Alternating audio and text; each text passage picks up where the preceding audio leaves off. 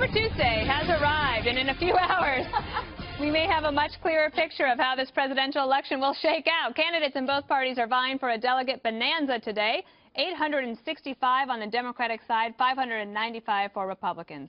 We begin tonight with a GOP race. 11 states are in play. The first polls close in 2 hours from now in Georgia, Vermont, and Virginia.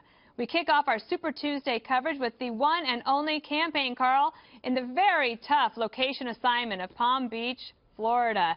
Carl, we were just saying that this day, Super Tuesday, is like your birthday and Christmas and Thanksgiving all rolled into one. It's like your favorite, except for Election Day.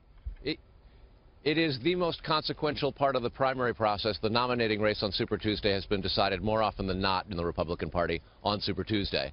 And if history holds and the polls are right, Donald Trump's looking to have a pretty good evening this evening.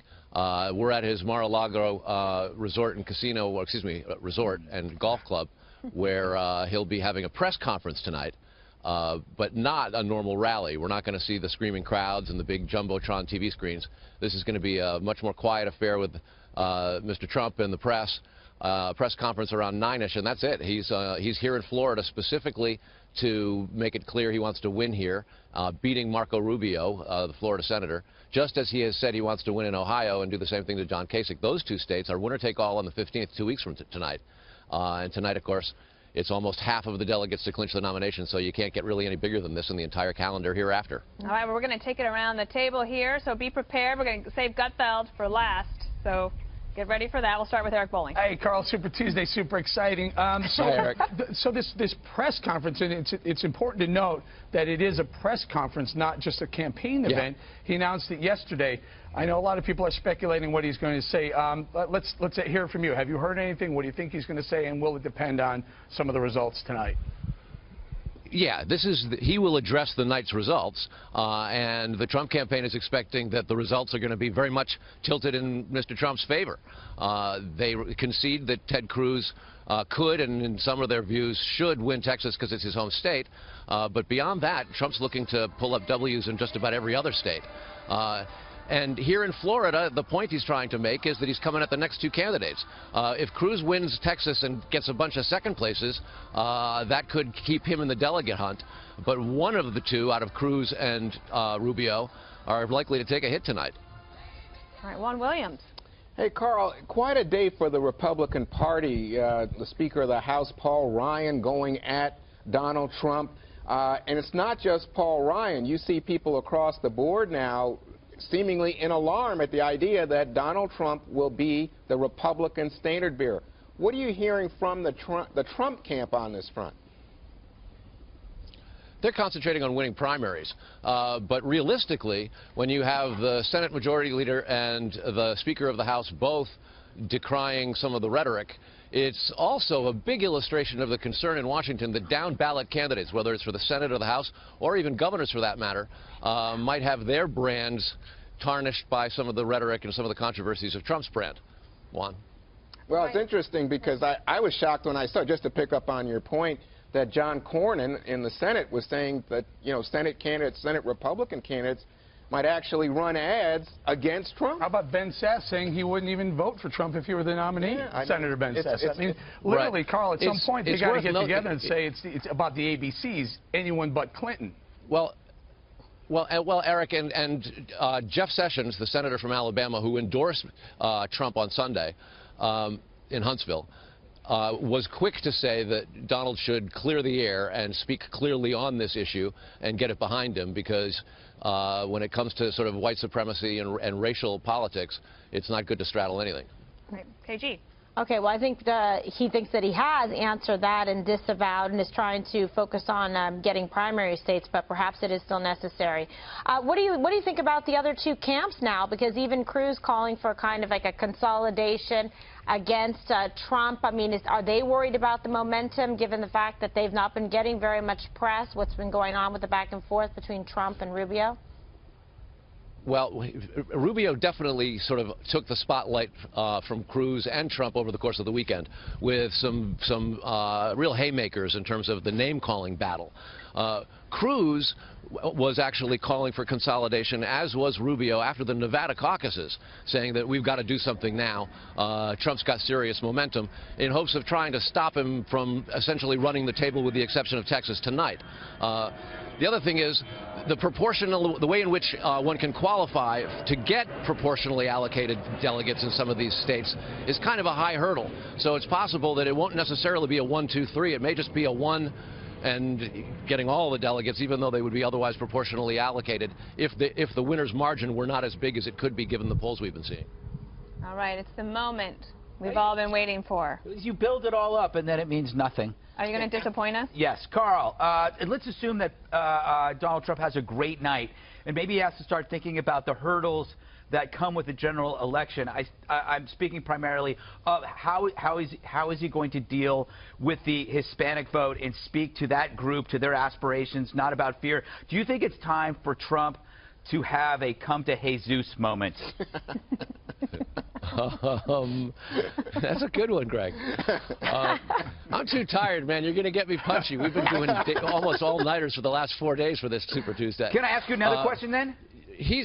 No, but listen, the news conference is going to serve that purpose. He's going to be asked these questions. One of the things that Trump is known for is, okay, you got spitballs, go ahead and throw them, and he'll smack them right back at you. So he's going to be asked about whether or not his belated sort of disavowal of David Duke was a mistake, or whether it was a dog whistle.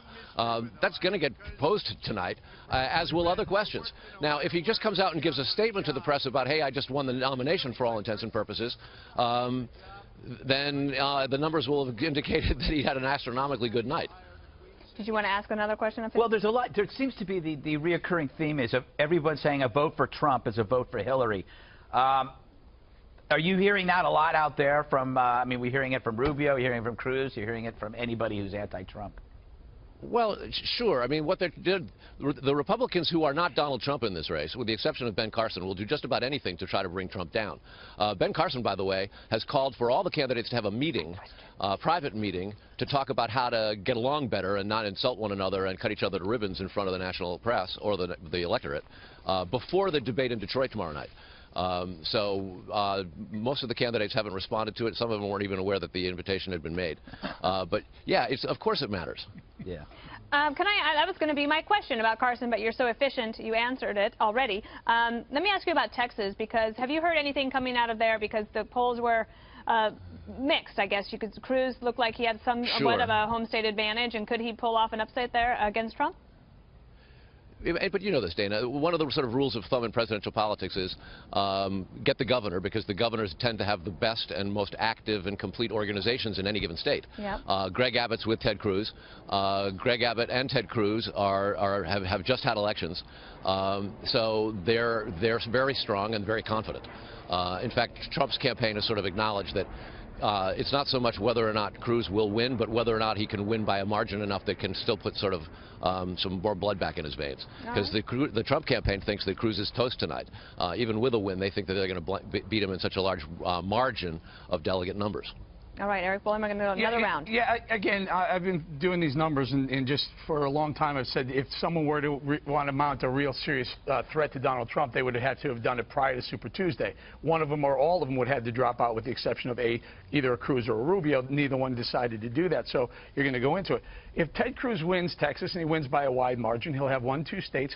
He may even have more votes than Donald Trump up until the rest of the states declare the winners tonight. So there's a case to be made for a Ted Cruz going up at Donald Trump. But if Marco Rubio doesn't win a single state, it just doesn't seem there's a case. I mean, let's be honest, Carl. Whoever it is would have to have some massive, unheard of comeback, in the most likely one that possibly could do it with a 5 or 10% chance would be Cruz. Interesting. Sure, and where Donald Trump is expected to win or has an advantage tonight, Ted Cruz is likely to come in second. And across the board, Rubio is likely to come in third. He's made a big, strong play for Virginia, particularly in northern Virginia, where there's a lot of the suburban, more wealthy, sometimes more educated voters that he's been sort of targeting across the country on Super Tuesday.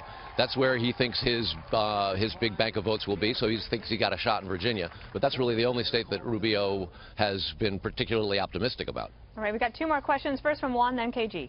Hey, Carl, I always think of the South as, you know, the home region for the Republican Party. And tonight, the idea that Donald Trump would dominate and that the evangelical vote would not go to Cruz, who had long anticipated getting that evangelical vote, but instead that vote would go to Trump. I'm in amazement. I'm wondering, what are you thinking? What are you hearing from insiders? Well, I mean, there's 2 ways to put this. You can go all the way back to in 1998 when the Republicans lost the House majority that they'd had for the first time in 60 years, and that they've been focused pretty much ever since on the House getting and keeping the House majority, which is to say in the last 8 years, the Tea Party, evangelicals sort of re-emerging since the 2012 election, and the anger that the party has embraced at the system has now turned inward on the lawmakers who sort of joined that. Mitch McConnell and John Boehner were not late when it came to recognizing the Tea Party wave in 2009 and 2010 and made friends. Orrin Hatch was another one of the senators who very, very quickly realized it's time for all of us to get Tea Party. And that anger now has got a new team captain, and Donald Trump's, you know, he's hitting home runs. All right, a last question to my good friend Kimberly Guilfoyle. Well, thank you, Dana. So, Carl, what do you think? Any surprises we can expect tonight? Because I'm trying to see if there's any way that there's a path for Rubio or Cruz, given just, you know, the sheer math and force momentum of it that we're likely to see tonight. Yeah, we sound like real doom and gloom for those guys. But the truth is, all of the campaigns that aren't Trump, and he's actually aware of it, and his people have been discussing it too, is that some of these candidates have said, or their campaigns have said, come what may, we're going to go all the way to the convention. Sometimes it's been whispered, sometimes it's been, you know, in print and quotable. But that's beginning to be what the Republican establishment thinks is going to be the most likely way, if it is at all possible, to stop him. All right, thanks, Carl. We appreciate it so much. Stay tuned because there's much